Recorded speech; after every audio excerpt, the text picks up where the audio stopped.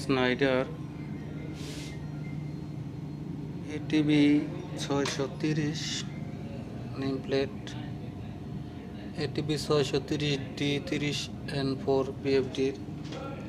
আজকে আমি আপনাদের সামনে যে ফল্টটা নিয়ে আলোচনা করব সেটা হলো, দেখেন, আউটপুট ফল্টটা হচ্ছে আউটপুট ফেজ লস।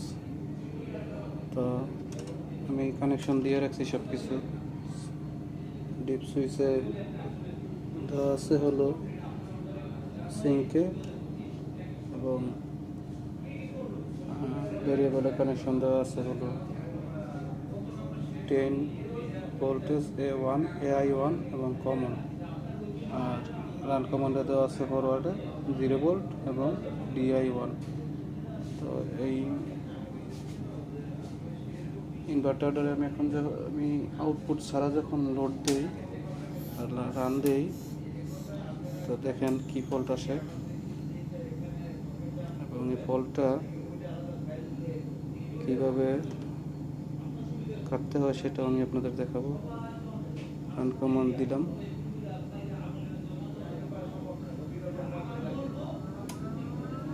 ফল্ট দেখছেন, ফল্ট আসছে আউটপুট ফেজ লস। তো এই অবস্থায় আমরা চেকিংয়ের জন্য এই আউটপুট ফেজ লসটাকে ইনঅ্যাক্টিভ করে দিব। সেজন্য আমাকে প্রথমে যেতে হবে কমপ্লিট সেটিংয়ে গিয়ে যেতে হবে 5.12 ওয়ার্নিং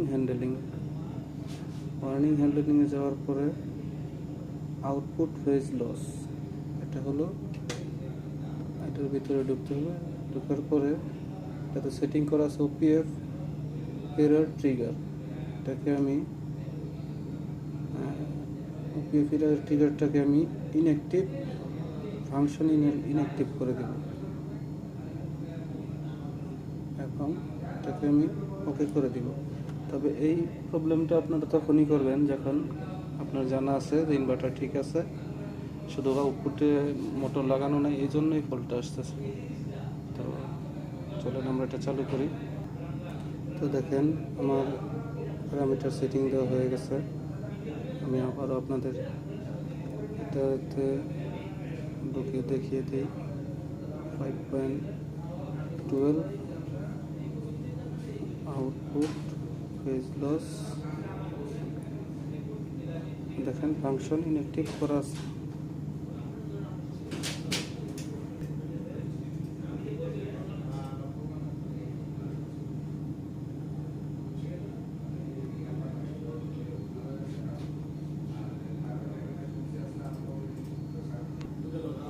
তো আমার প্যারামিটার সেটিং দেওয়া কমপ্লিট। এখন আমি রান দিয়ে দেখি রান হয় কিনা।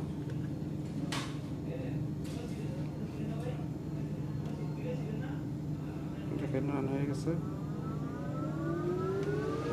আওয়াজ শুনতেছে।